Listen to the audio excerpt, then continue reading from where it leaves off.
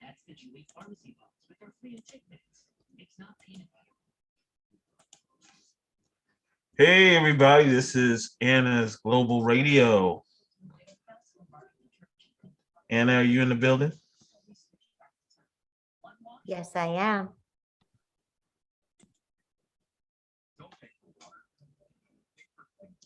What's up? What's up? How's it going? Good. Had to rush. Ooh, today was a day. Really? Well, it's good to, glad you're on. Yeah. So there's this horrendous thing across the street from me. A bird is caught in there's like twine between these trees, those big trees in the parking lot, and this bird is stuck in it. Horrible. It's like stuck in the middle, like batting its wing. And so I left a message on animal control and I posted in a couple of the Vallejo groups. What they need is somebody that's like a trees, works with trees or something to come and like, get something that can like raise themselves up and like cut it. So yeah, some nice person. How high up in the tree is it? Like 30 feet. Ooh. Yeah. Yeah, it's horrible. I took videos and I took a video and posted it in the group and in some groups, and my neighbor was going on and on and on about it. So I went inside. I did all I could. I don't want it to suffer. I don't want to watch it suffer. So poor bird. Sorry, bird. Yeah. Yeah. Well, okay, rest in peace, Roman. My cat was attacked by a raccoon the other night and I had to put him down. So not Roman, actually, Logue is the one that jumps up on the cabinet a lot during shows. Roman is like a handful, but not in the same way. So Roman moved into my house a year ago. He just kept coming in through the cat door and coming in through the cat door. And I got him fixed. And it turned out that he'd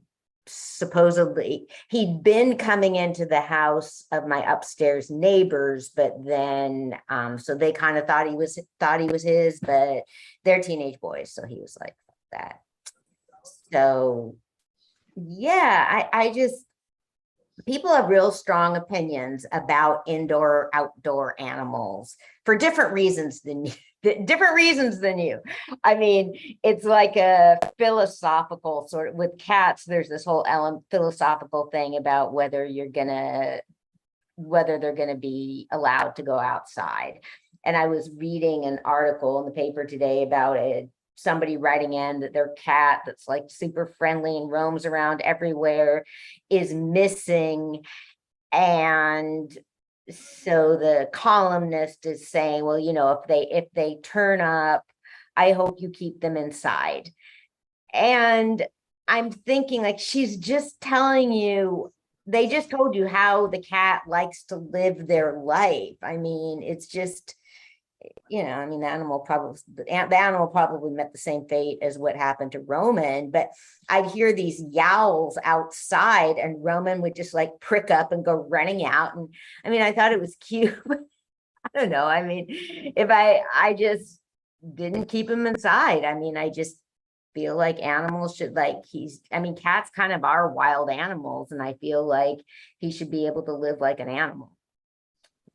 So, but yeah, but I've been really 20 years or so of having cats. I've never had one be killed by a wild animal before. And it's happened before, like my niece's cat was killed by a coyote or something. And one of our family cats, the cats that was for years, we had cats in my family that were kind of like a relic. And my dad didn't really think of them as his cats, but they were under his roof and he fed them his cats. And one of them was like, killed by an animal or something. My dad's kids were little then. Fortunately, they didn't find him. But Roman was conked out outside and I thought he was just sleeping. Then I looked and I saw his injury and yeah. So So he was still alive when you seen him? yeah. Yeah, I mean, he had an exit wound. I mean, that was the possibility that, he was like chomp like on the, like, yeah, his intestines were spilling out. I wonder what stopped the raccoon from eating him. Maybe just playing. Yeah. Yeah, that's a good question. I mean, yeah, because the neighbor was going like, oh, they play down there. And I'm thinking like my cat fucking plays with raccoons. Why don't I know that? No. Yeah, no, that doesn't, I mean, the vet said, well, the vet said it had to have been a raccoon or a dog. So maybe it was a dog then. He said, because like cats fight with each other, but he said there's no way that the cat could have an injury like that from another cat. His tail was severed. Sounds like a raccoon to me. Yeah. Yeah. So I rushed him to a vet here in Vallejo and they came out and said, he's going to need a specialist. You have to take him someplace else. And so I was calling because I was saying like, okay, well, and really, I don't know. I mean, if I'd been thinking more clearly or something, and I mean, I was just like rushing and, you don't want to mess with an injury like that. I went out and I like picked him up by the scruff, but by the scruff and put him in, and I didn't want to mess with the injury. But what was weird was there was blood in my house. He was in my house for hours and he didn't make a noise. And he was just out and back, like laying there. That's why I thought he was sleeping. He did I don't understand, like why wasn't he like yowling in pain or something? If it was like a raccoon, raccoons can be kind of sneaky. Mm-hmm. It could have just like while it was laying down or something, just could have just got on him. You know what I mean? Yeah. That happens, and it just could have got on him, and just by the cat really realized what was happening, it was too late. I don't think it was a dog. I think it was a raccoon. Yeah, because the kind of wound that it is, but what I mean, I found like blood around there's blood all around the house. There was blood in my room, there was blood on the cat bed, there's blood in the kitchen, but he'd been in the house. I mean, he was right in my room, but he didn't meow. Like, why wasn't he like yowling in pain? It could be hurt, man. It could have been hurting so much it couldn't yowl. I don't know. That's a weird one. But when I would have thought that, except when I picked him up to put him in the crate, he meowed and he hissed. And I thought that was a good sign because, they hiss when they're mad. So I was like, okay, well, he's well enough to be mad. And then when I had him in the car, he was meowing because cats don't like cars. But then when I had him out at the vet and all of that, he wasn't making any noise. And it would have been hours because this is so fucked up, but my back door wasn't opening at the time. So I was procrastinating going out to see what the deal was because I had to go all around the alley and I needed a key to get in. My house is insane. My life is insane. No, it's not. My life is great.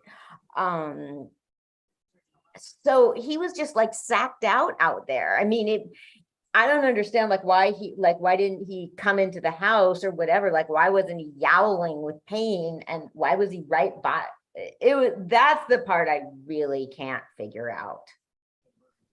Because that was, but so then the vet spoke to the other vet and I don't know. I mean, something like that. You just do what they tell you to do. So I went to Concord to the emergency vet there and they brought him in and the vet came out after a little bit and said,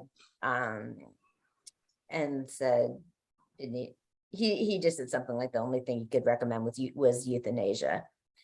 So I think, like I'd heard them say when the vet was talking to the other vet that his tail was severed. I'm thinking like, well, can he live with that? I mean, is he gonna have like a tail amputation? I mean, he could live with that. But I think probably they didn't want the responsibility. I don't know, because I took him to the emergency vet in Concord and they said that, I mean, he would have needed to like have like I don't know, his organs were like torn apart or something. And so, you know, they were saying there could be a surgery, but it would be, and like, no. So they probably in a different world, or I think I'd never been to that vet before. That was part of it. I mean, in a different world, the first vet probably could have told me that I needed to put him down. I mean, but you know, people do, I don't know, because if I like, I don't know. I mean, part of it, see, like years ago, I had this experience of like, it was just, you know, like traumatic in a way. I like having to like rush my animal to the vet by myself. It was horrible and all of that. But, and so this time, I mean, it just wasn't sort of the aside. I mean, my life has changed a lot since then. And I was upset. Yeah, but I was fine. I mean, I didn't have that horrible feeling of being alone. So, but that being said, if I'd had somebody to drive me there and I'd been able to like get a better look at it, or I don't know. I mean, I probably would have been like at the first vet, like, I think we should just put him down, like put him down there with an injury like that. But I mean, you don't want to mess with an injury either. So I'd like put him in the crate thing and I opened it up enough for like the vet nurse to look at it. But yeah, so Roman was just, I only had him for a year. I mean, I don't know. He just was I don't know. Roman was great. He was just a character, but he did have, him and Loeb did have issues fighting, and with Loeb's personality, if I had been going to adopt another cat, I wouldn't have adopted another young male cat. I mean, Loeb's not as young as Roman, but he's still so, or even like an older male cat. So I don't know. That's I mean, because at one point they were going like so nuts. I was looking at rehoming them, but I was, you know, they're just with all the fighting and spraying and stuff, but they got a little better. I mean, animals understand. I think they knew I was really frustrated. So, yes. So that's been my week. That happened Thursday. So it's been a little bit of a weird week, but it was almost, yeah. So tell me about your DJing gig. Oh, it was good. It wasn't good at first, but Yeah. once it got going, it was good. Yeah, people were dancing and yeah, it was good. So yeah, it was a pretty good gig, man. You know the whole story. I yes, lost the cable to my computer. yeah. So luckily Best Buy had it. So Anna took over as DJ for a little bit. I did. I had a good time. So you got to tell me what happened when you DJ'd.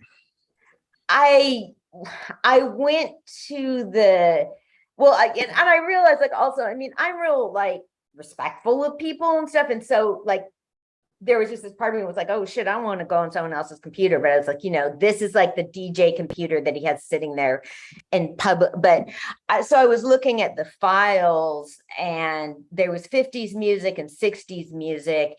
I was just, and I was looking at, I knew you were like playing Mexican music and I didn't see that there. I just was trying to find songs that I thought people would like the most popular songs on there. That was my attitude. Because at first I was just kind of, that was just so, I mean, so weird too. Because yeah, I mean, the YouTube was going fine, but then it just went dark and the tablet needed the passcode or face recognition to open back up. So yeah, and you were going to be back soon, but then this guy came over and was saying like, where's the music? And so, even though, I mean, that's part of it too. I mean, well, you're like 3 hours early, but Yeah, I was very early, so it was kind of funny. I wasn't actually supposed to start until 7. yeah. So, Yeah, but then I was like, okay, well, shit, people are here, and now people think there's supposed to be music, so right. keep the reputation up. But yeah, I had a good time. I'd like to DJ again. Yeah, it was real good. It was real good towards the end of the night. Yeah, a lot of them liked it. It was a really good party. They wanted a lot of slow songs. There was a lot of slow songs played. A lot of the people was having me play songs from the 60s and 70s, Yeah. like the Dramatics, Bloodstone, stuff like that. And it was good. I liked it. It was a good party. Good. I hope this, and then, I'm glad because I got to meet the people that okay, so it was these ladies that that were at the very first Twitch talk, and I was experimenting with a format that's not really great. And so hopefully they'll come back. They were real cool because I was saying like, please come back. It's not. Oh yeah, they're gonna come back. The lady told me she was gonna come to your Twitch talk because a lot of them were asking me. It was funny. They didn't know who I was. Like, you're a DJ, and it was like I was telling them, I was like, I really don't know this lady, but she went to the Twitch talk in Vallejo. But then when I said that, they all knew who she was. So evidently, she must do a lot of stuff around Vallejo. I don't know. What was her name? Her name is like Valencia or something like that. Oh, huh. That's the lady's name that had me DJ. The one that was there. There was 2 ladies there. Yeah, but how did people not know who she was? Like Valencia or something. How did people not know who she was if it was her party? They didn't know who I was. They were wondering who I was, and I told them I really didn't know her. Right. Okay. To a thing in Vallejo, the Twitch talk, and then that's how I got to know who she was. But I guess they didn't know who got the DJ. Oh, okay. I told them it was that lady, and they were like, how did she get a DJ like you? I'm like, well, I don't know. She just came in there. That's what happens. You go out, that's why, yeah, I thought it was cool when they came up, like, wait, I don't know these people at all. So, yeah, so there's people that have told me they're going to be there Friday night, a couple of the Bewitched people, and Age will be there. And yeah, so hopefully, yeah, but it'll be fun. I'm excited. So you want to switch to the YouTube? Yeah, we can. You ready? Uh-huh. Let's see what we look like here. Okay, which one are we doing? Because you sent me 2 different things here. Yeah, I sent you. Are we doing the YouTube and there's something about the migrants? Can you open up the migrants? Because that has some pretty fucking amazing videos. All right, let me hold on for a second. Here we go. Okay, so yeah, just scroll down. See if you can you play the videos on this? Just from the website? Let's see. Okay. Let me see. Hold on here. It's still like this video up here. Yeah, it's not showing up on the screen, but the first you don't see any video at all? Yeah, I see video, but it's yeah, there it is. It's just loading slow. Okay, so our friends at Fox News are obsessed with the border, which means they report on it. And yeah, so can you like get the full screen on those photos? Or Zoom? No, it's cool. It shows up. Are you seeing it? Yeah, I can see it. This is the screen it's giving me. Do you want me to scroll through them or? Yeah.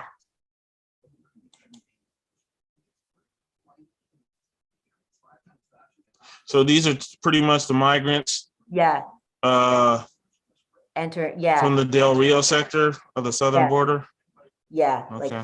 2,000 people. Wow.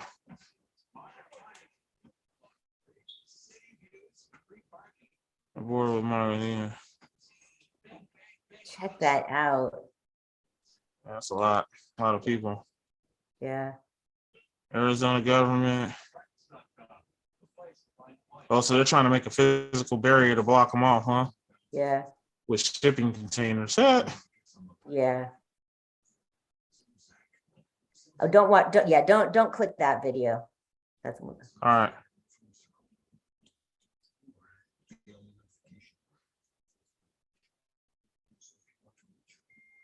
they must take those with drones.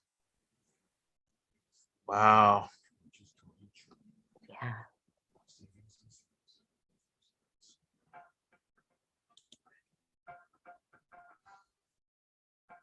Okay, why don't you click that video?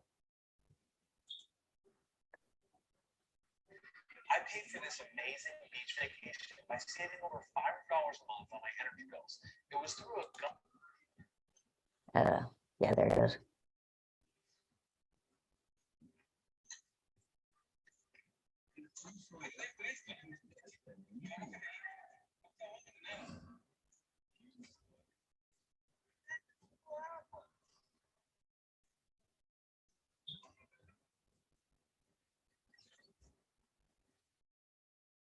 Wow.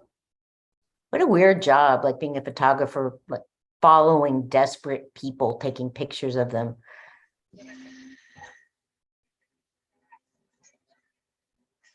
God, there's little kids.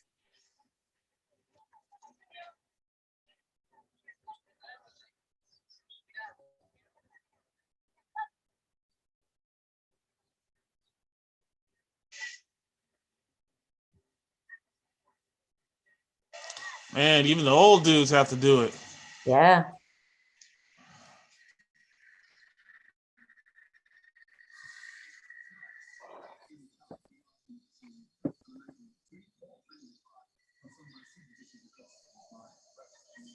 No, those are ones back in the Trump days. Yeah. Well, but I mean, the video's recent. No, I know the video's recent, but I'm looking at that wall that he had made. Yeah. Yeah.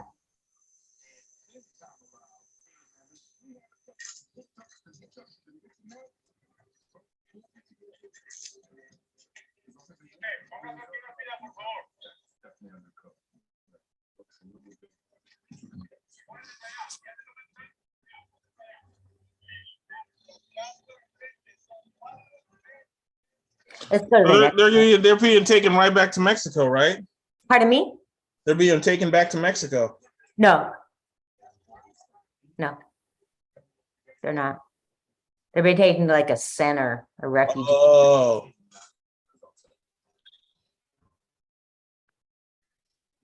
Or possibly, as we discussed last week, being put on a bus for New York City. Wow. Yeah. Okay. Let's there's some other pretty cool videos in this article. Okay. So yeah, just get out of that. Yeah, just get out of that screen. So we're going to this one? Yeah, just keep scrolling.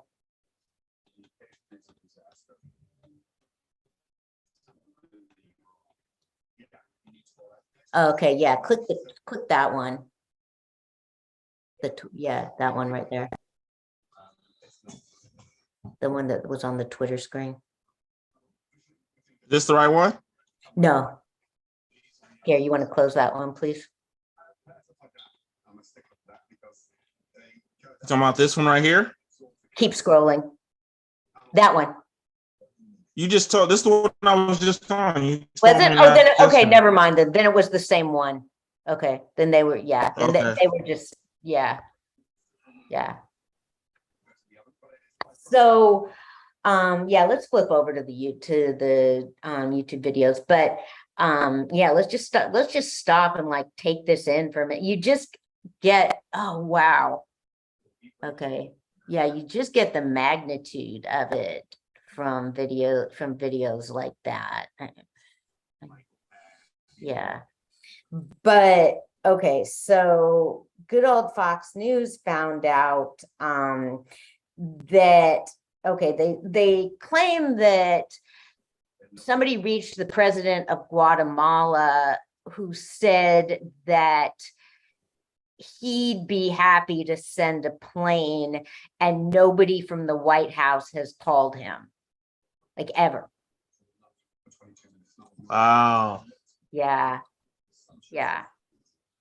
I mean, that is ridiculous. And I don't know. Like that's why it's important. I mean, I saw this in Daily Mail covers the United States. And like people say the Daily Mail is trash. And like, yeah, parts of it are trash and parts of it are really worth reading. I mean, for various reasons. I mean, could you close that screen and go back to the article? Yeah, close that one. And yeah, can you keep scrolling down to see if there's more pictures or if we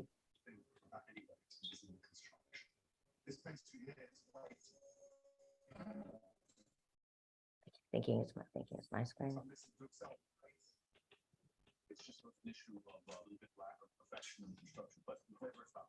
Okay, yeah. Yeah, want to try that one? Click Which that. one? Show that. Oh, the bit.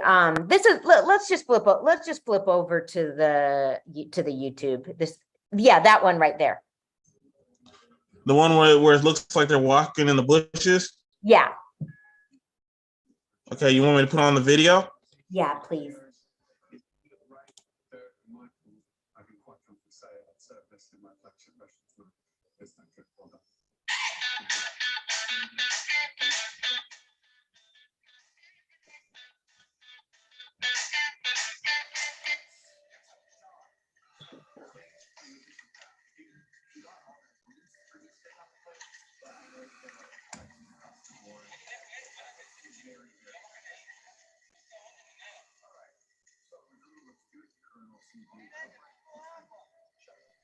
Oh wait, did we see this? Yeah. Okay, let's just go to the YouTube. I haven't tried this before. Yeah, I haven't tried this before with like showing videos from the web page. We'll just do it from YouTube. Let's go to the YouTube to the yeah.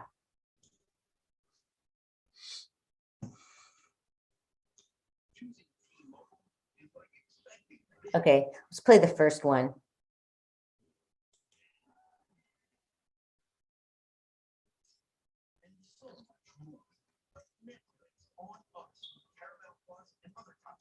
Why don't you own commercial real estate?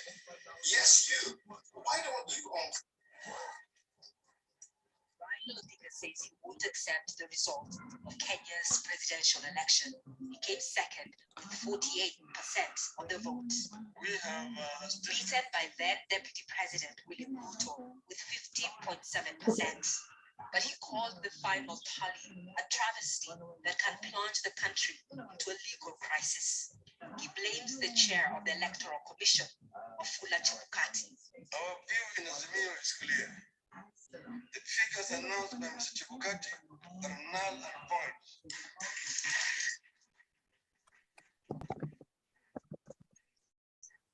The figures announced by Mr. Chebukati are null and void and must be quashed by a court of law.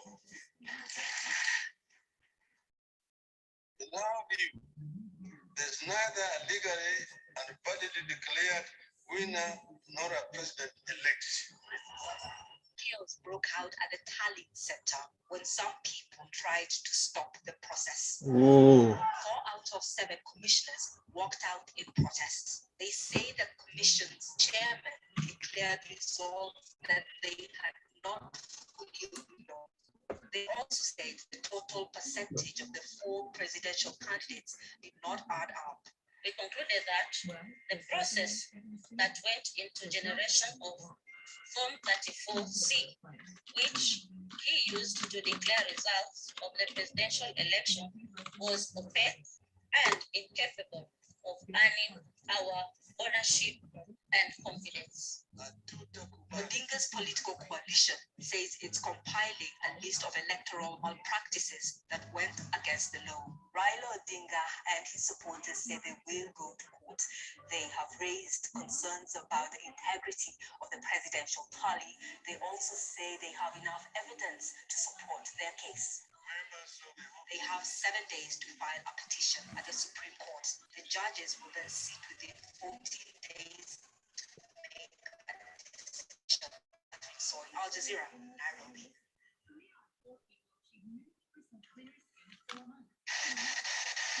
Oh, back to this. Yeah, just for a minute or so, because you know, it's been like be our theme. You say you want to see the Bears? No, we can stop. It's like it's not coming through. It's not coming through very well. I hear it good. I hear it perfectly over here. That's weird. Huh.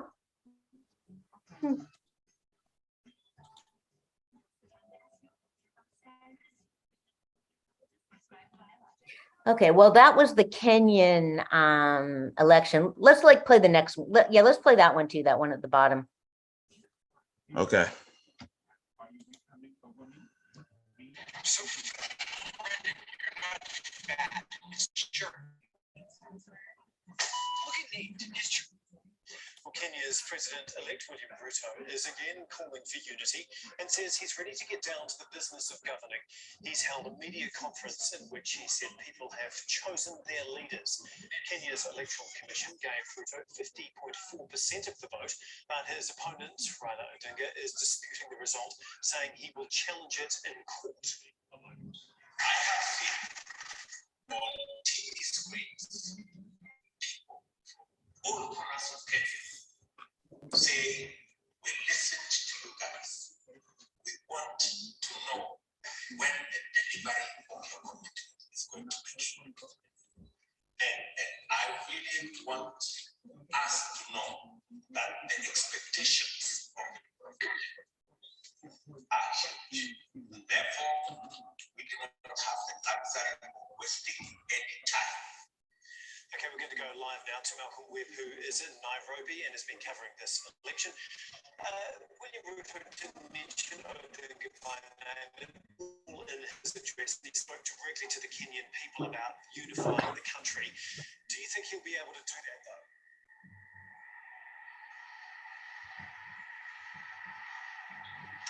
Well, yeah, he was talking mostly about what they want to do if and when they take office, but he was very much talking about when, speaking with a lot of confidence that that would happen. But it was on Tuesday afternoon that Raila Odinga rejected those results and said that him and his coalition would do everything they could legally and constitutionally to get those results overturned. Now, the Constitution gives petitioners 7 days after the announcement of the results, so there are just 5 days left to file a petition to the Supreme Court. We're waiting to find out if the coalition or other rights groups will file petitions. It can be expected at this stage for at least any politically motivated petitioners to keep their cards close to their chest.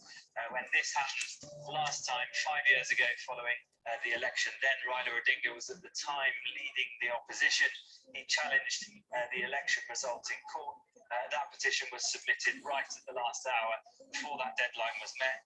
That's likely so that lawyers are given maximum time to gather evidence and minimum time for any respondents to prepare. So we'll be watching over the next few days to see if anyone will be filing a petition up to that deadline.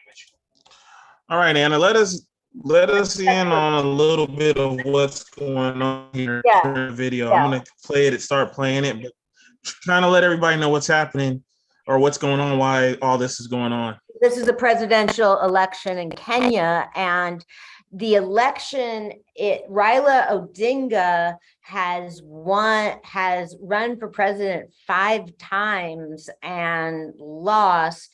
He's from a part of the country where there's never been, people have been underrepresented, those communities. So yeah, so people think he was robbed, basically. So he's contesting it. So wow, like so I don't know, because I was almost thinking like you know, when I follow, like, wait, is he still around? Because I feel like we've been talking about like Raila Odinga for a while. So, but we have the outgoing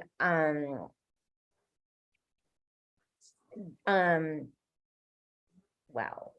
The outgoing president is Uhuru Kenyatta, son of the country's founder.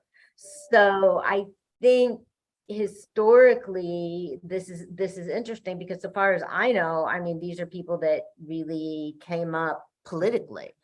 So this could be a real transition. I mean, they haven't only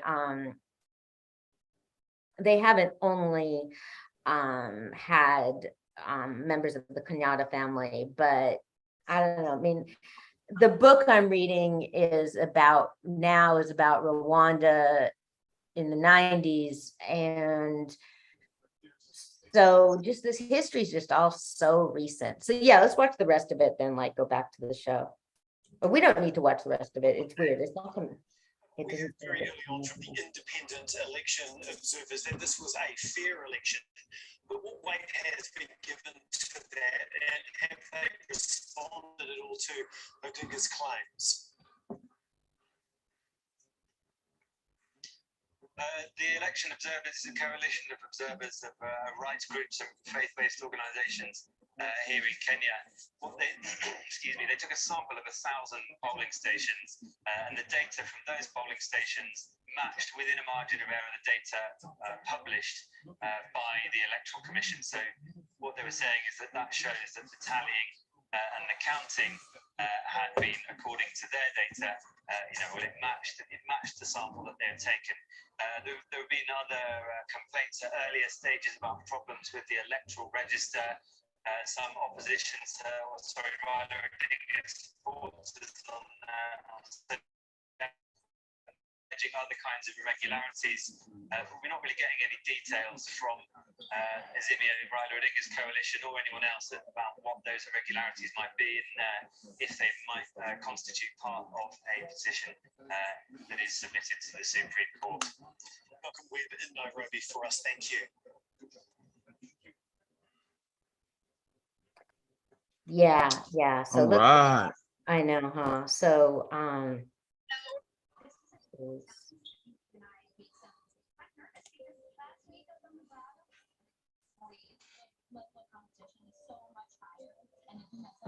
yeah, okay.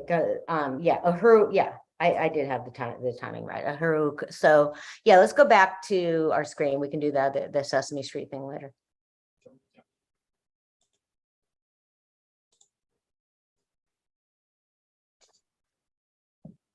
So I spoke to my friend from Kenya, and I mean, obviously this is that's a huge country, but I don't know. I mean, I kind of think of her as being kind of like a regular, the woman on the street. She feels that Kenyatta was robbed, not that Odinga was robbed and has been robbed. So I don't know. I mean, there's a whole lot. I mean, it's sad with like I think to me in a voting in a case like this, it just seems like pretty impossible to know for sure when you have a couple different established bodies saying different things. I mean, it's not like it's nutcases saying it, but I don't know. I mean, whenever somebody like Raila Odinga and clearly I'm talking about that situation. I'm not talking about the United States or anything, but you just feel like, okay, is anything really going to happen if you contest this? No, probably not. This guy's, I mean, so the power structure does anoint the next leader, say. So yeah, you want to take a break? Sure, let's do it. Okay. Yeah.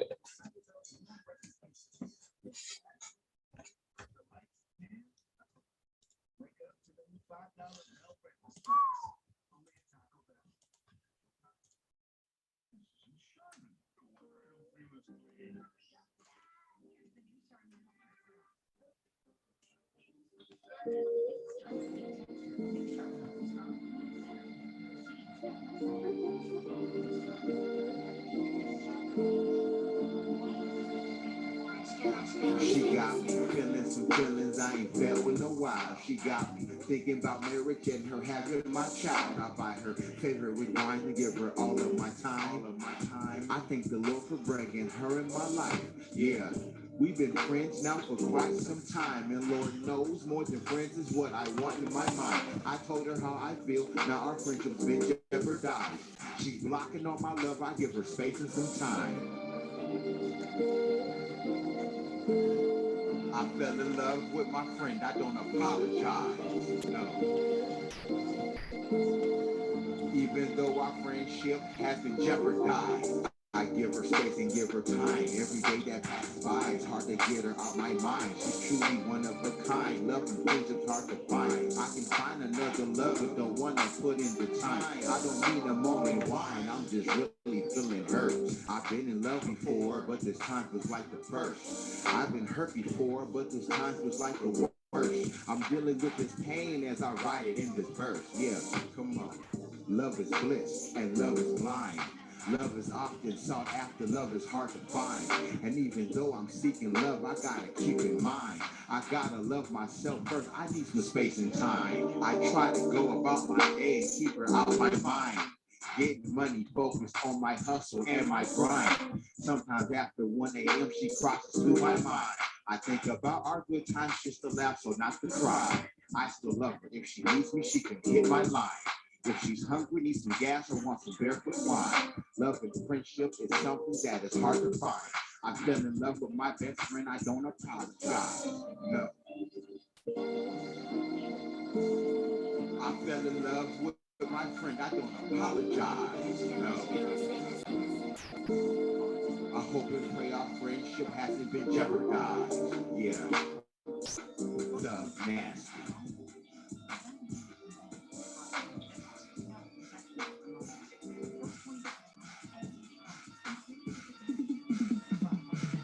Kevin outside, we 5 to 5, 10s on the ride, coke 45, I'm plotting. I know where you wait, I know where you work, so on the shit, I know where you clock in. Dressed in all black, stocking cap on my lap, I'm strapped. Hatch is playing, cause only giving niggas straps if I have the fact that wouldn't wanna be in C don't match. Got rope, got tape, so soap, might take the whole thing. Whole tank, a propane, just in case my DNA on the scene, nigga blow up. A nigga about to plunge, I guess. I had a little fear digest. Now you about to feel my stress. Once I press this unlock, no stop, yeah, it's my best. Creeping through your window, my end goal is simple. Hit go, get gone. I'm hoping that it ain't nobody home. When you get a later home, you can look around and wonder like, too late, you're getting raided. It's payday, and you pay. Get brave, get sprayed. That's how you get a grave or a bag on your hip where your shit stay. Leave no name like, gotta get a nigga enemies. Even if it means everybody enemies. You should have changed up your tendencies. Now you ran to some affinities. How you up, think you finna leave? No, nobody. Sympathy, don't got it. Your wallet, my wallet. What you play, whole money. Come in, don't got it. That's why.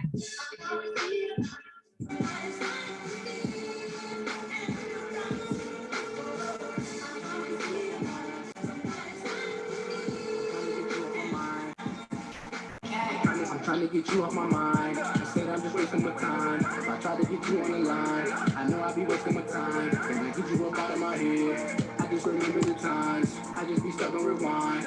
No, I'm just wasting my time. Yeah, I just be wasting my time. I just be wasting my time. I just be wasting my time. I just be wasting my time. Yeah, and I get you up out of my head. I just remember the times. I just be stuck on rewind.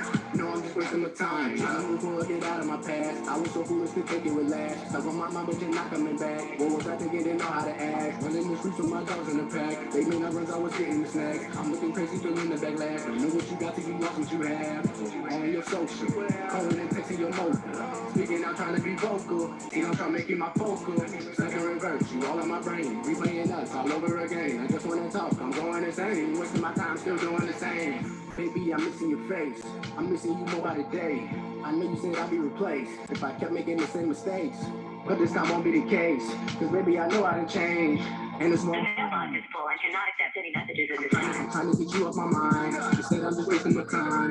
I try to get you on the line. I know I'll be wasting my time. time. And I keep you out of my head. I just remember the times. I just be stuck on rewind. No, I'm just wasting my time. Yeah. I just be wasting my time. I just be wasting my time. Yeah. I just be wasting my time. I just be wasting my time. Yeah. And I get you up out of my head. I just remember the times. I just be stuck on rewind. No, I'm just wasting my time. Yeah. I just be wasting my time. I just be wasting my time. Yeah. I just be wasting my time. I just be wasting my time. Yeah. And I get you up out of my head. I just remember the times. I just be stuck on rewind. No, I'm just wasting my time. Yeah. Woo! And it's Global Radio. Oh man, poor fucking bird is out there. People are so, God, I hate people. People are so fucking stupid. So far, the only comment I've gotten comments about, a couple people have said, did you call the animal control? Like, yeah, like, no, I went to Facebook and no, I've never heard of animal control to help with animals. And then people, so no, I left them a message, and people are saying, I'm not calling the fucking fire department about a bird up in a tree. That's ridiculous. I mean, you can't, like, you can't bring the fire department out for a bird stuck in a tree unless it's on fire. So, this is horrible. I looked outside and it's still there, and I don't know. I mean, hopefully, they probably close at 5, but I called just after 6 p.m. And of course, you have to go through a bunch of like messages before you can even leave anything for animal control. So hopefully somebody will get it tomorrow and come out. I mean, there's nothing else I can do. Sometimes sometimes when stuff happens, like, I think if it were a dog in trouble, people would probably be more helpful. But like, okay, this is when you need community. So if anybody happens to be listening to this and wants to help a bird, if you want to, your good deed for a bird. I mean, it's kind of torture. So it's not really that. Yeah, it was kind of bugging me to watch it, because there was a lot of torture in the book I've been reading. So yeah. I see what the problem is here. So what happened? Okay, yeah, I'm just gonna have to go to this. Sucks. Okay, a group of 38 migrants, including a pregnant woman, are found on an island. It didn't say how long they'd been there though. So I was wondering, and I guess this is there had been another child there that died. And so the authorities were going to try and give it a burial. And par for the course, Turkey and Greece, each of them were disputing which territory the island was actually part of.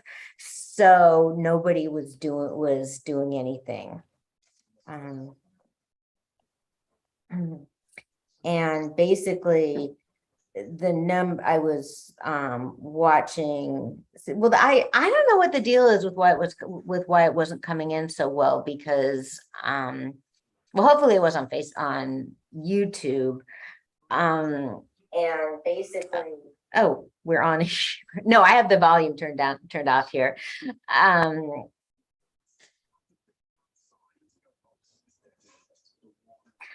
The idea was to show the material, that just show some of the segments that I watched to try and talk about on the show, and then so you could kind of go right to the source with it. That was the idea.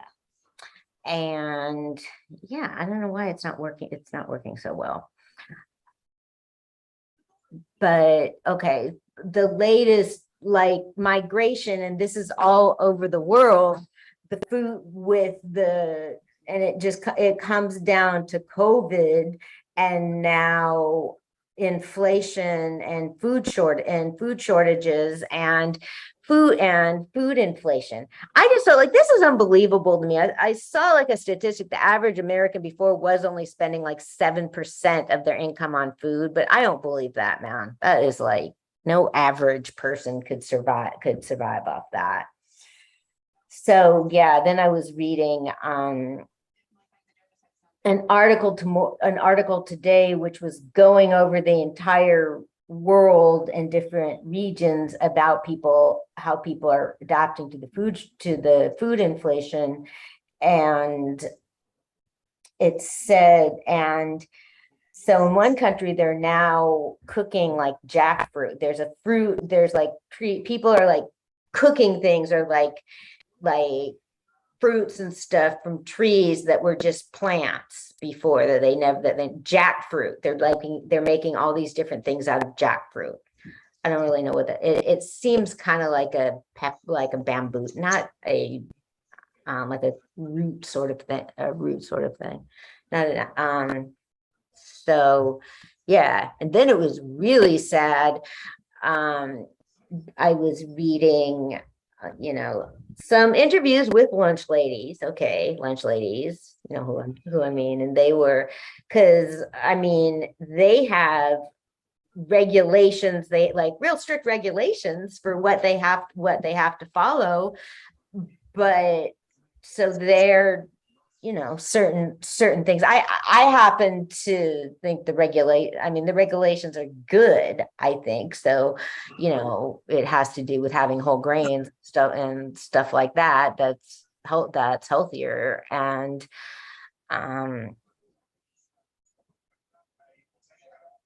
yeah, but they're stuck getting the same money unless there can be any adjustments, and have to try and follow those guidelines. And this one lunch lady was talking about how she didn't want the kids to be disappointed if they didn't have their smoothies. And I was like, oh man, that's so sweet. It's like, oh shit.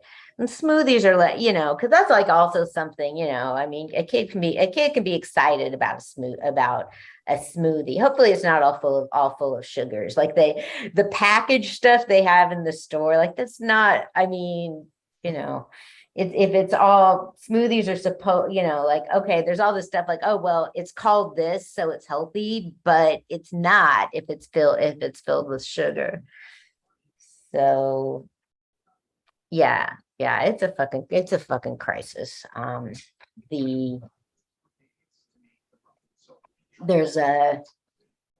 kind of having like the continuing thing, once again, I was talking about that, like about how to manage the flow at the food distribution, because without fail, man, there's just people that will like dump out like entire bags of stuff, and then people go through and like grab a bunch of stuff, and so there's not stuff for people that come later. And so I mean, it just sucks when you have when you have a kid asking if there's a treat and there isn't one, because you've had kids come through early that like grab everything. So, and just a lot of people are not fucking capable of saying anything. Like they don't have any people skills or anything like that. So yeah, there was a lady posting today in the Facebook group that is having chemo, can't get out of her house and stuff, and needs food. And so I made contact with her, and I wasn't able to get her anything yesterday, but somebody from Food is Free Bay Area was able to connect with her, and the person that runs the organization, like, apologize. She wasn't getting notifications, so she hadn't seen that woman's post. And so somebody got her something this week, and I'm going to bring her something next week. So, I mean, it was just kind of a cool feeling. There was just these three of us like on the post being like, oh, okay, you got that. And there are people that the other people in the group, I mean, who knows if I ever would have come across them otherwise, but we all have like the same ideas, the same. It's cool to meet people for whom this stuff is important. One of the people in the group is like, and then one of them, he's like, actually, he's pretty annoying. His heart's in the right space. You could say that about people. But yeah, I mean, that has to do with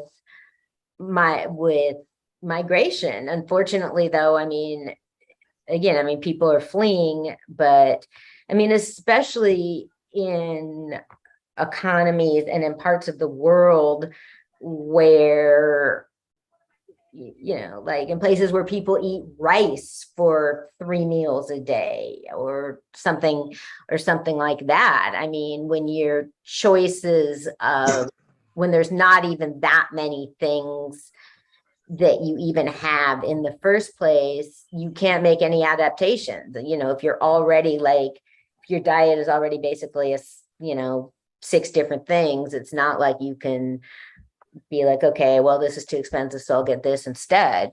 I was reading an interview with a baker in Nigeria who was saying, and people were already spending people are tapped out. People were already like spending everything they had, and he's had to lay off people from his factory, and he's not even, he's probably losing money. He's certainly like not making any money, but he's just not raising his prices because then people won't be able to eat. So yeah, it's pretty scary. And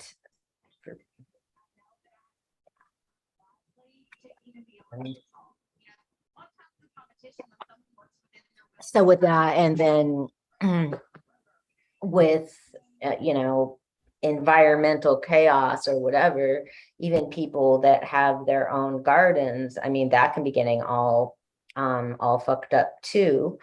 And this is weird. Yeah, so that's one of the crises. And I don't even know. I'm just stunned that, again, like good old Fox News. Okay, look, the wrong clock, y'all. I agree with them. Why doesn't Kamala Harris go to the fucking border? It's like it's a power struggle sort of thing like that, because regardless of what your politics are, you need to think about the people that work there. The border guards and the people managing the facilities and all of that, it is a really, really hard job. Since there's staff shortages everywhere. A lot of them are working overtime, and it's like they're dealing with this very serious thing, and with people that are suffering and desperate.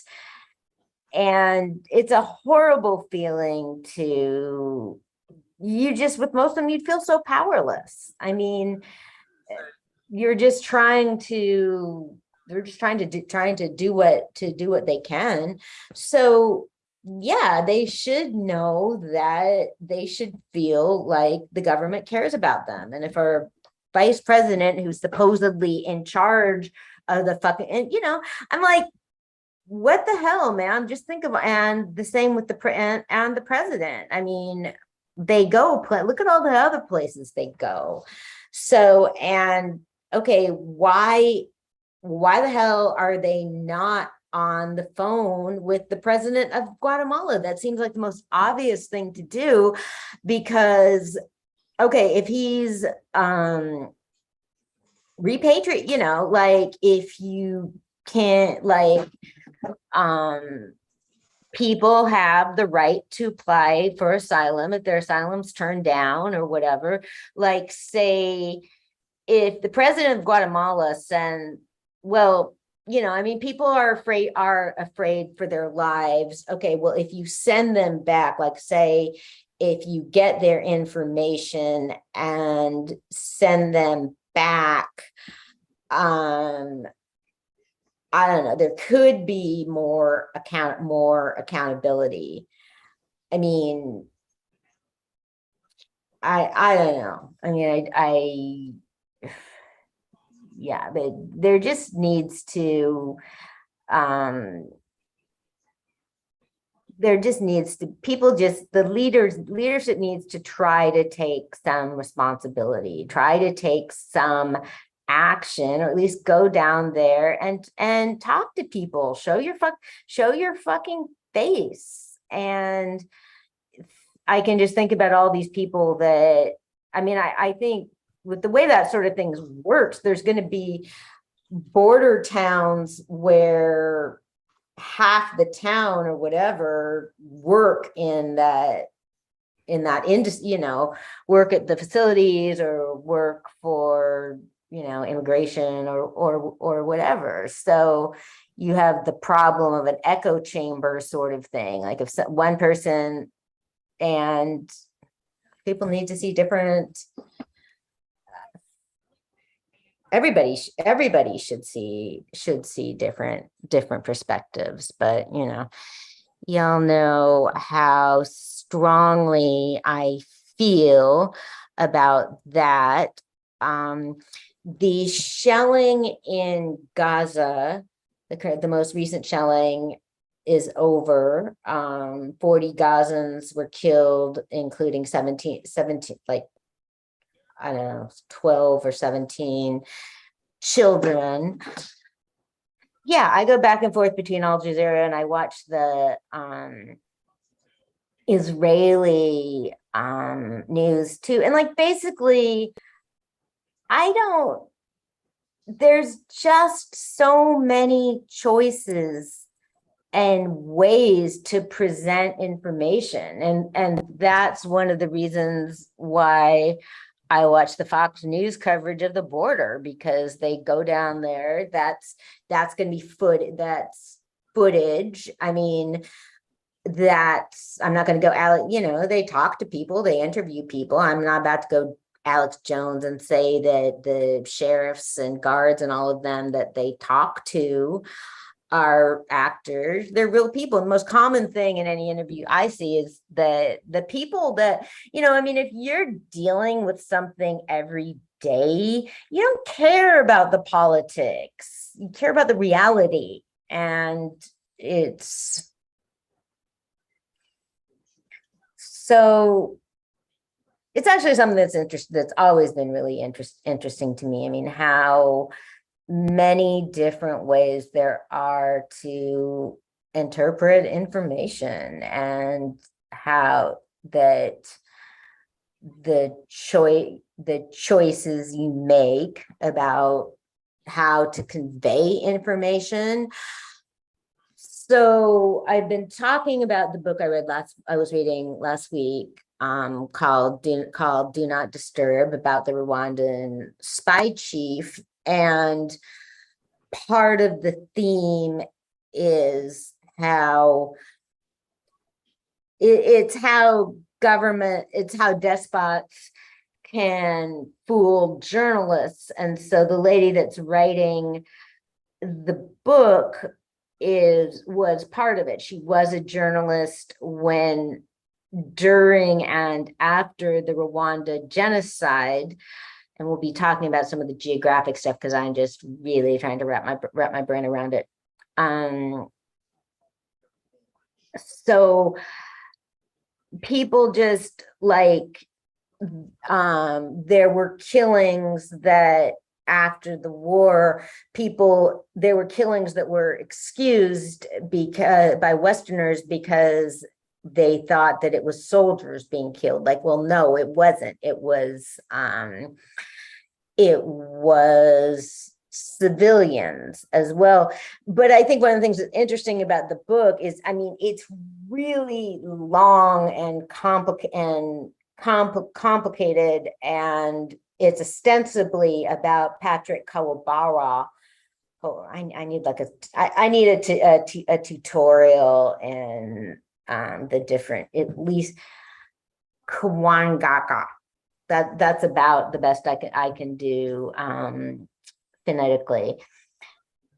But it's about but he was a member of the revolutionary movement. Well, kind of, that's not even how to describe it. He was a spy that she finds. The undercurrent is that it's real motivating to her that this guy was assassinated by Paul Kagame's government, and it was the sort of case where this guy and Kagame, Patrick and Kagame and Paul Kagame had known each other their entire lives, and so they were a group that formed a new government in Rwanda. So I kind of feel like so she writes a lot of it, and then Patrick eventually fell out of favor and left, but that was after years in the government and being fully complicit in what they did. And I kind of feel like he kind of seems to me like a sociopath. He just was somebody that was super charming. And so kind of the thesis of the book is that his killing was, and the reporter, Michelle Wrong, I keep thinking it's Wong because that's like a common last name, but it's Wrong. That's kind of great. Michelle Wrong. That is oh shit. Just think about it. I wonder what happens because you especially hear like, oh, one day you're gonna find Mr. Right. Like, no, that's Mr. Wrong. Imagine being like, oh, Mr. Wrong, it's your turn. So people like her about a hell of a life. She reported all over Africa for 10 years. And to me, she has not yet sort of admitted so far in the book that Patrick Kawabara's hands were as bloody as everyone else's. And the fact that he was so charming to people, that kind of makes him scarier in a way than Kagame. But in a situation like this, you have people are kind of picking each other off, and there's just reasons that Kagame was able to reach power. But I don't know. It's kind of known that when you get to a point of having that much power, you're going to be just real devoted to keeping it. So, okay, geographically. Okay, so I have this map here, and so I'm going to ask people. Okay, so there's Rwanda, and next to it the Democratic Republic of Congo. Congo's the size of Western Europe. And so we've been talking about Congo for a while because of Doug Hammarskjöld. Hammarskjöld and Congo were, they were kind of my entry into learning about this part of the world and this part of history. I mean, history is just so huge. It's hard to figure out where to start. So, and we've talked a lot more about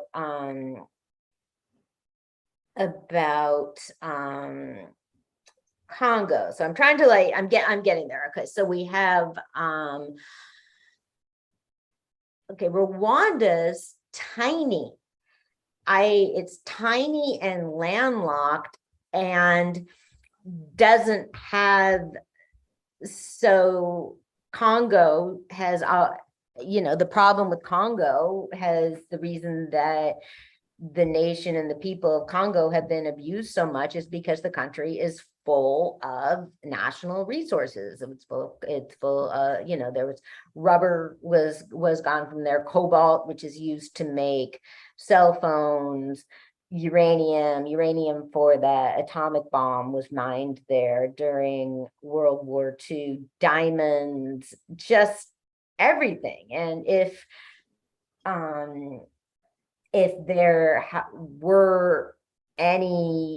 there had been moral and responsible leadership, Congo, the Democratic Republic of Congo, would be like fucking prosperous. I mean, if the people that lived there, if more of the people that lived there were able to benefit from all those resources, it would be amazing. It would just be like the richest country in the world, but that has not happened. And so, okay. And then below Rwanda, you have Burundi, and Rwanda, the main groups, as many of us know, are the Hutus and the Tutsis. And then there's a third nationality there called the Ka people. And Burundi has many people of that descent too. And then above Rwanda, you have Uganda. So what I've been looking at a lot this week has been the relationships of those countries. And it's almost like you had, well, what's the word? The politics, there was a revolution there were people that, so there were people that fled from Rwanda. They were Tutsis. What's happened in Rwanda, the Tutsis are the minority, but while France was there as colonists do, they manipulated communities to give more power to the Tutsi minority. And we know very well that is not just colon. I mean, that is a technique used by all abusers, oppressors, all of that.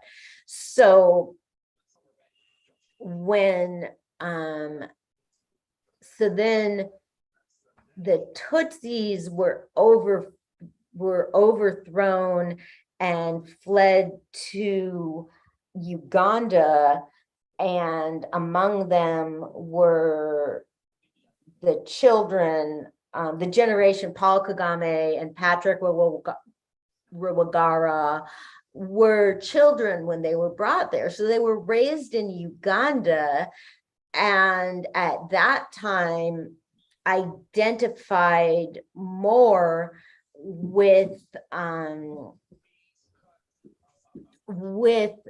Uganda. I mean, that was where they lived. That was where they went to school. So there was a core of men from Rwanda who were involved in revolutionary politics in Uganda.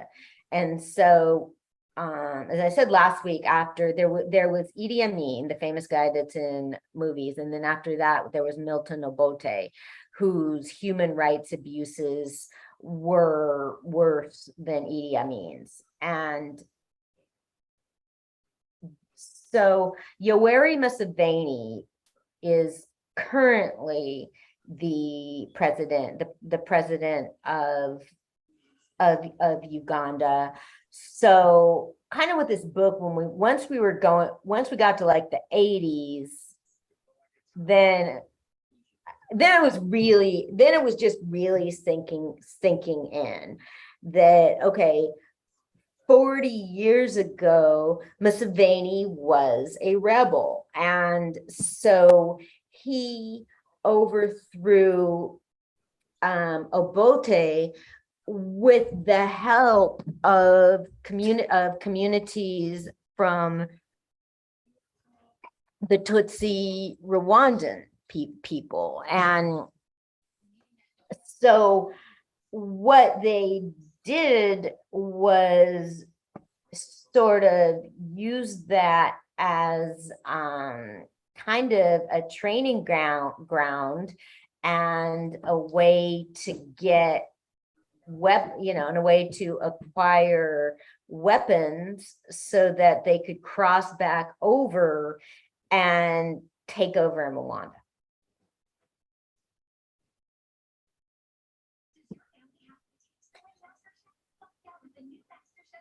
And then how the Democratic Republic of Congo played into that was General Mobutu at the time was the leader of Congo, and Joseph Kabila was I hadn't realized, he was not Laurent Kabila, I hadn't realized, he was already kind of older when he was placed, he lived in Kenya. And so that's why we talked about this before. His son, Joseph Kabila, he did not even grow up speaking the languages of the Democratic Republic of Congo.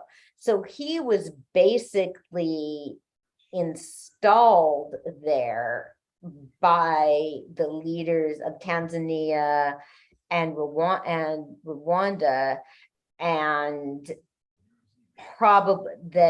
they were most likely also complicit in his assassination. So basically, Rwanda has done a lot of manipulation with the countries all around it. And Rwandan leadership has also been able to enrich themselves from the Democratic Republic of Congo.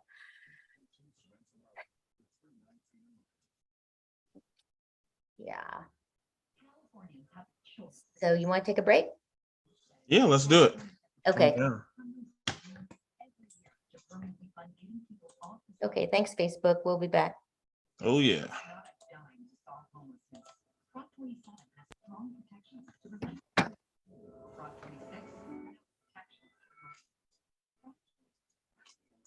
Welcome to the Bay Area, that gay area. We break barriers because we way scarier. We don't crave characters, we way spectacular.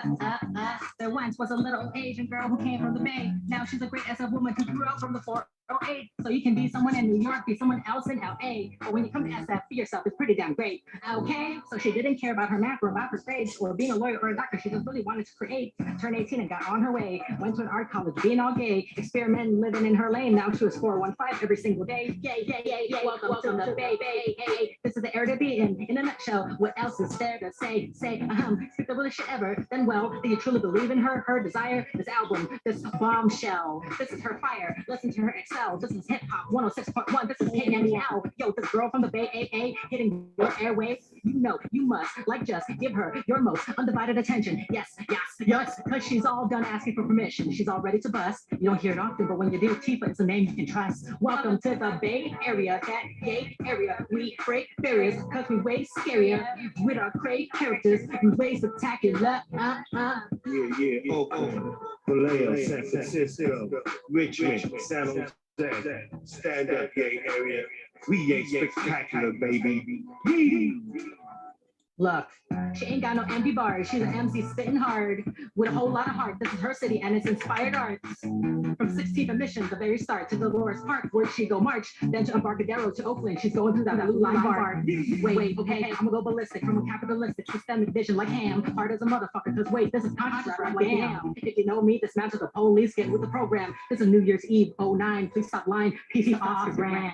Now, come back to the boom boom room where we will resume, bringing all that's conscious to your conscience, from womb to tomb, spitting knowledge through the classrooms, all the way into your homeroom, back to school, out of the Zoom, to real life where we gotta bloom. This is the Bay, the gay, every single day, we live it up, pray, going all the way, brave, all around the world, we the best, yay, touche. There's nothing left to say, shit's fire, so pour it up onto the flambe. Queen Tifa is here to help you, trust her, cause she is not here to play. Welcome to the Bay Area, that gay area, we break barriers. Cause we way scarier with our great characters. We way spectacular, way spectacular, like way, I'm talking way, spectacular, Yeah, we ain't spectacular, baby. Ella. Bay Area stand up, black, brown unity. Christ one on the beat, H. Scott, T for motherfucking love, yo.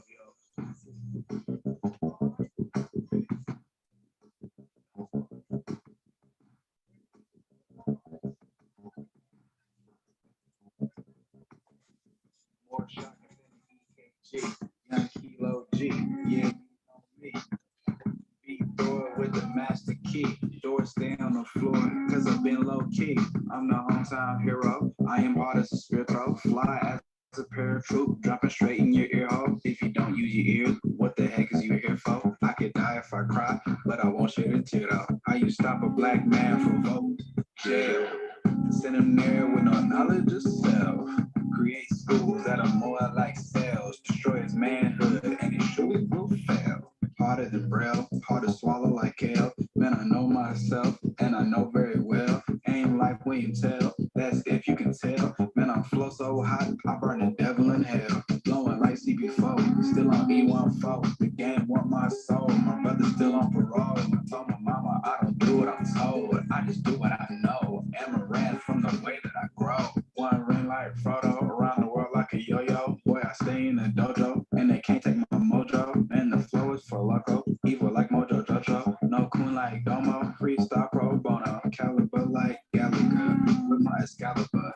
It's the Final Fantasy, hit fools with my magica. Shoot like Gallagher, fall like Tarantula. I'm the main character, and there's that Brannigan. Internet was made by a black man. I'm not Al Gore, I'm that man. Stealing sucker's face with the fat man. Hard to kill like a samurai on his last stand. With his last hand in the last dance. It's your last chance. Thinking in advance when you die. Truth or lies, no alibis. This is the present moment, don't be surprised. And still I rise. Like I raise your vibe, percolate your mind. When I step inside, I'm so dang wet. My name is Slip and Slide. I'm a lion's pride, and I just let that ride. Woo! Anna's Global Radio.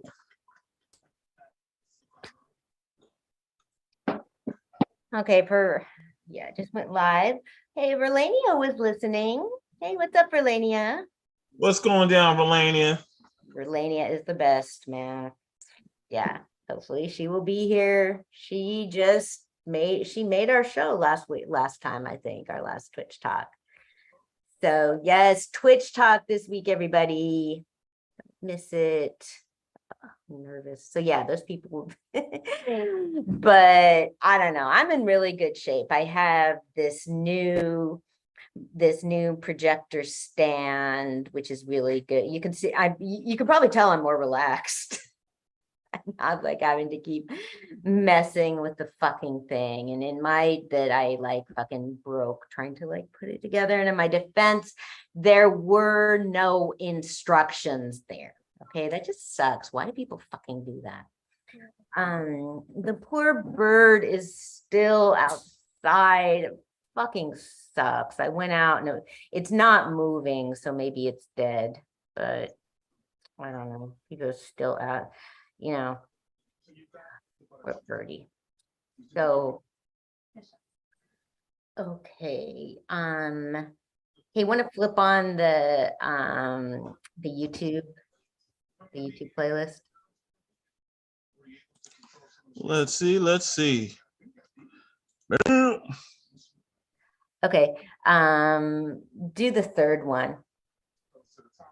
This one right here. Okay. Yeah. Needs time.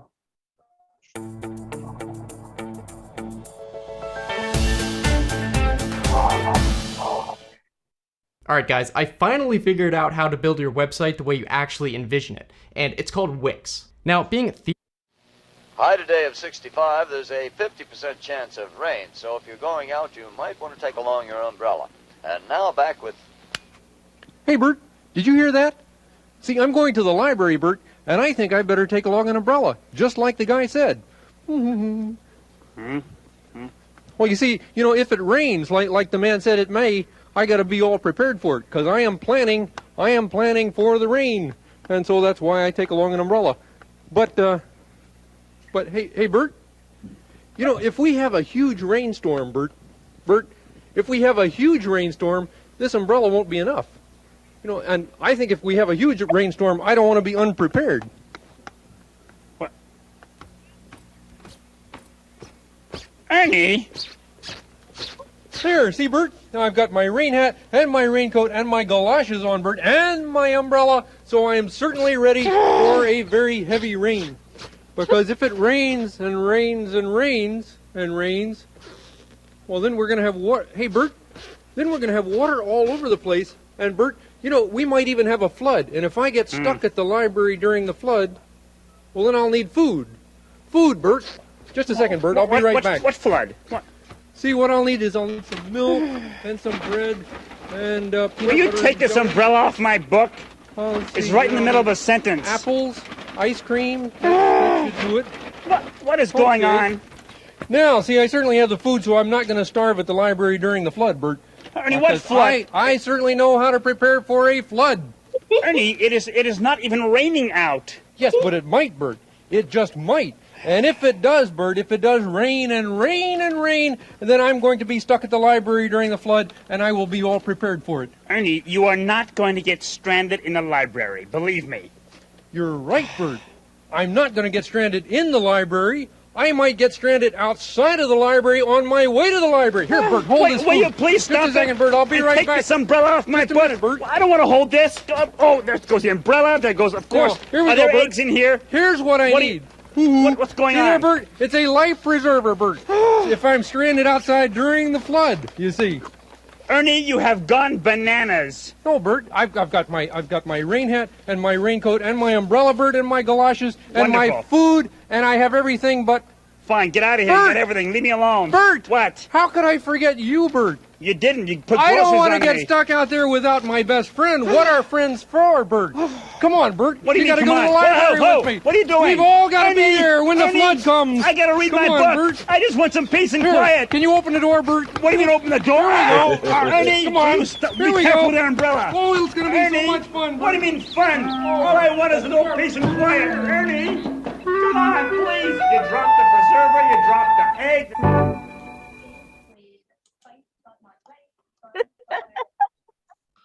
That was hilarious. That is so funny. Yeah. Yeah. Yeah, that's one of my I actually turned on my mute because I was laughing so hard. I was like, okay, well good. It's not just me. Hilarious. I don't know. It's just because that guy said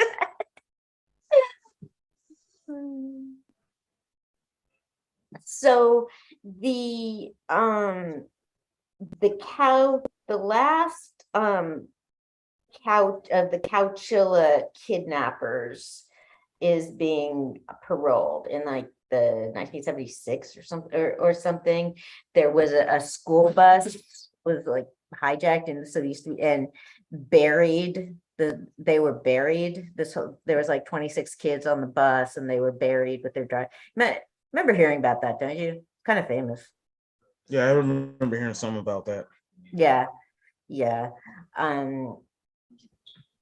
Yeah, I guess commemorated and stuff. So it's kind of, I guess two of the guys must be dead, because there was just an article I was reading today about one of them being, it's like his 17, one of them is being paroled. He's 70 years old. And so the other, so I was like, well, what happened to the other ones? But they must be dead, or I was trying to figure that out. So there was different I mean, but he's not, I mean, he's being paroled. It's not, I mean, he's not being paroled to just go do whatever, I mean, he's like under supervision and all that. What I wonder is like, is he sick? There's survivors of the kidnapping that have supported him being paroled, and there's people that don't.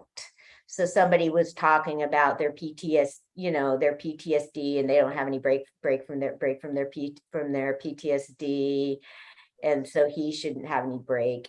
And there's treatment for PTSD. Okay, there's effective treatment for PTSD, and there's different. You had, so I mean, it seems, okay, you had like a terrible, traumatic experience, but you were okay.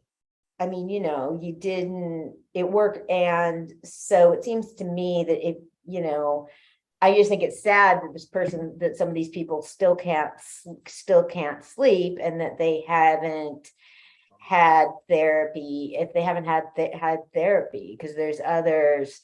I mean, it's kind of like you can have PTSD from accidents that change, I mean, if you've been injured, like if you've been shot or something, yeah, that's trauma, and you have to live with the injuries forever. So or if you've had there's injuries and stuff, and then so I don't know. I mean, I just kind of think, I mean, that if somebody flat out economics, if somebody is like sick, I mean, it's not like you can't still commit crimes when you're old, but depending on somebody's health, I just look at like how at the expense of keeping somebody in prison. And if, I mean, if somebody's old and sick, I think that, and can't do anything to anyone. I mean, I just think it's like kind of a practical thing. I mean, since he didn't, I mean, nobody was, I mean, the judge that legally, since no one was killed, it is in a different category than other crimes, because, I mean, if somebody's been killed, that can never be treated, that can never be changed. That's like a permanent change. But if you've been traumatized, you can be treated. There's things you can be treated for, and yeah. What do you think?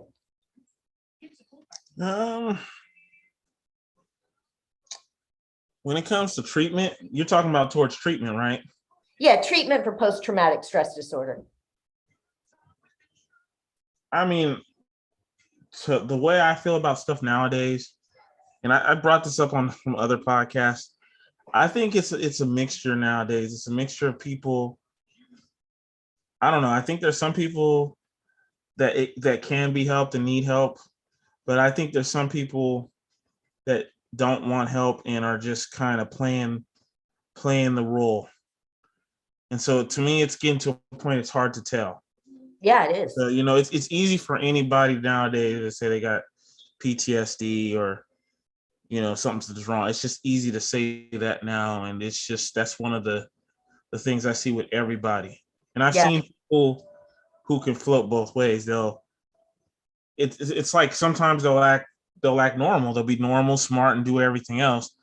But when something happens or something they do wrong, then they want to fall back on, well, it's my PTSD or it's this or that. And it's like, you're smart any other time, or you're good about stuff any other time. But, you know, it's, I don't know, it's weird to me. It's one of the things to me I can't really gauge with people. I think it could be used as an excuse, and maybe to some people it ain't. I don't know.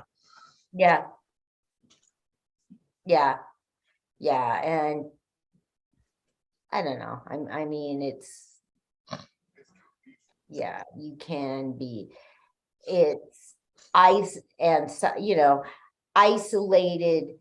traumatic experiences. It's different than, for example, than people who have had like many violent things happen. It's different than constant abuse, right? Because that gives you PTSD. But see, that's what I'm saying. That's where it's, to me, the hard part of that is because to me everybody's different. Yeah. What may be done to me, that something that may not make me act a certain way may bother you very bad. You know what I'm saying? You see what I'm saying? Yeah. Let's just say I got into a fight or something. Maybe it's just that day I got into a fight. I'm not tripping off you. You may get into a fight. It may bother you for some reason. Yeah. You never can tell. You never can really tell. Yeah. And so that's the part that's hard. And even to me, it's like, you just don't know with some people if they're just kind of trying to push an agenda with it, or if they really have a issue. 1 second. Oh.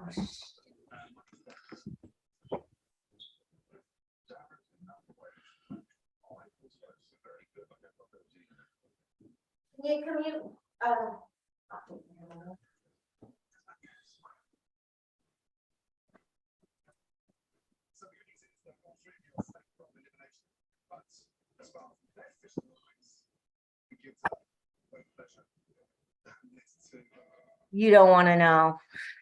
Uh-oh. Now I swear to God, man, I have been like shutting my cat, like remembering to shut my cat door at night because why are my cats so lame? It's a fucking baby possum that's come in. Oh. I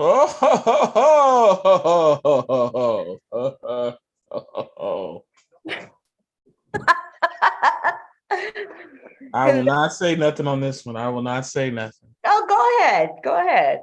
Told you so. Told you so. Ooh. I didn't remember. Hey, I didn't dispute. I did not. Hey, I didn't. I know. I just. Yeah. I fucking closed, and then so I thought I'd gotten it out, and then the other night, and then I closed the cat door, and then it turned out the little bitch was still in the house. Yeah, it probably has a spot in the house somewhere by now. Well,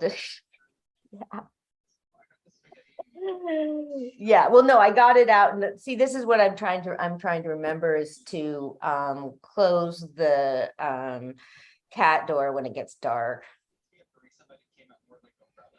That's it, man. I hate to say it, man. You gotta close it. I know. You got to close it, man. I do. Yes. I did the other night. I did the other night. I did. I remember. You're actually lucky. It's just a possum right now. Instead of a raccoon. Yes, it could be. It could be a raccoon, and I know. Well, that could have been. That's what happened. That's what happened to Roman. Come on. You think the raccoon came inside your house? No, but No, I don't think so. Oh, Um, but you know what you can do? Like get something and just kind of when you close the door, put something in front of it, yeah. something kind of heavy, and just stick it there or something and push it against there until you get up or something. Because yeah, The those. cat door locks. Oh, it locks. Oh, Yeah. okay. Oops. Yeah. Yeah. That is a rule. That is a rule with cat doors. Because there was one that was just a flap. Oh no. Yeah. Yeah. I just need to remember to fucking close it earlier. Cause yeah, I did the other night. I fucking closed it. And then yeah, so then I fucking heard the thing and like late at night, it's probably like anyway. I know everybody listening is just so fascinated by my. Yep, she's gonna have almost every animal in Vallejo there. No, I'm not. No, I'm We're gonna not. have a little zoo. We're gonna go to.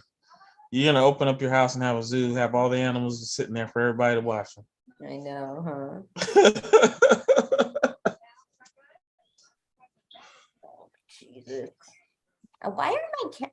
I don't understand. Why don't my fucking cats chase them out? That's the problem. I think that Sometimes they don't. Sometimes it's weird with animals. I tell people like this when they're mostly fed. Oh boy.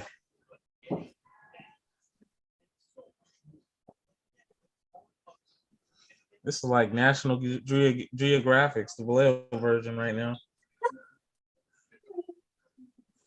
okay, man, I need to like not feed my cats or something. But no, I mean, some of them like Roman was. I mean, I've had cats that hunted, like like I've had cats that some cats hunt and some cats don't. I mean, some of them do it for the fun of it, but Yeah, but it's instinct wise. I think what tends to happen, and I've learned this, and this is an argument I've always had with people with cats, is I try to explain when you feed them and they're taken care of, their natural instinct is kind of like not the same. I don't know if that makes sense to you. They don't have to worry about yeah, fighting animals. They don't have to worry about fighting for territory and stuff because they kind of know that they're going to get fed and they're okay. Oh, but they still fight over territory. That's what I mean, they'll fight each other in the house like brothers and sisters fight. But I mean, overall, it's not like if they were alley cats and a possum came into their area, they're going to probably go after the possum. Whereas if it's in your house and there's food, abundance of food, and they're full, they're not going to chase after any kind of animal for the food because they know it's already there. They're just not. It's not. Most of the time, they won't do that. So some of them. I mean, Roman was having some sort of fight with that raccoon because for like and sometimes it happens. And Roman was probably fighting for his life. I mean, it's different if they have to fight, but I'm talking about more on situations where that possum's probably coming and eating the food that they have out there for them. They're not going to touch that. I mean, it's not worth it to fight a possum for food that they know is going to be there anyway.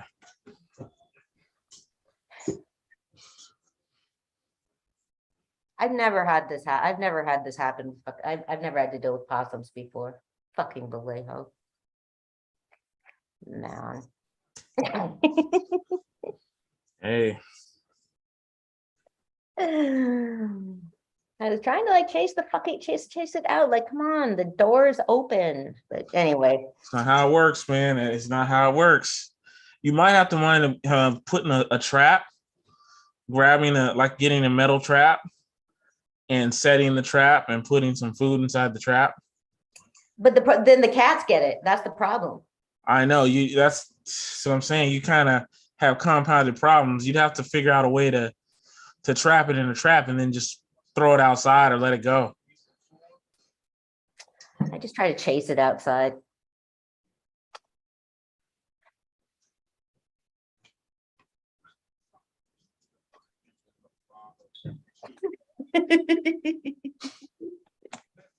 I don't know, man.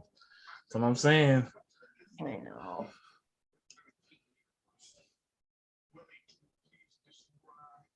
That's the problem. I mean, cats coming inside is one thing, but God damn. Okay, well.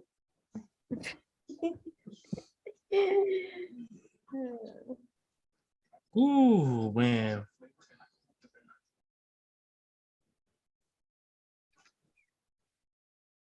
Well, you can like remove the food. Yeah, that's what I'm working on.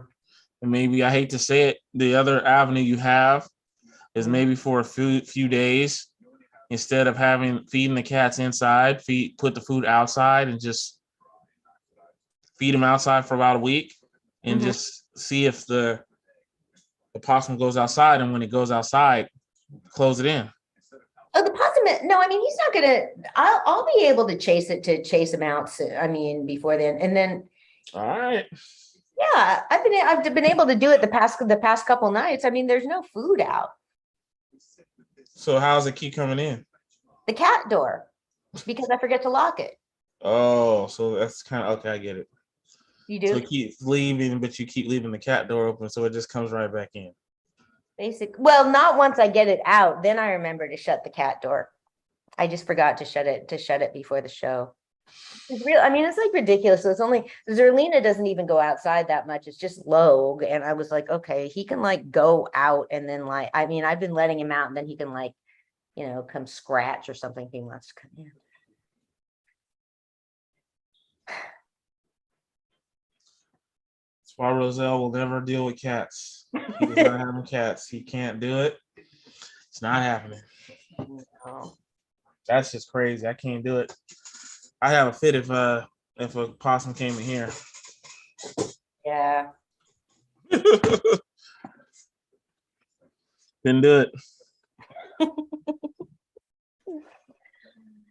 Okay, so on that note, great show otherwise. I'll have more Winnie. I'll have more Bert and Ernie for us next week. But Friday, so you want to get there Friday at 5? Yeah, I'm gonna get there after work, so I'll probably be there around 5:30ish. Okay. Okay, well, don't miss Twitch Talk, everybody. Yes, Twitch Talk, everybody. Friday. What's There we Friday? go. What's the day for Friday? The 19th. Friday the 19th from what time is it? From 6 to 10 or 7 to 10? 7. Well, we can, it's probably 7 to 11. About 7 to 11, y'all. Show up, man. Yes. please. Bewitched. We're gonna have some episodes of Bewitched, discussions, and music. It's gonna be live. It's gonna be good. It's gonna be real good. So, okay. All right, everybody. Okay. Bye, everybody. Thank you. Later. Okay, night. Anna's Global Radio, y'all.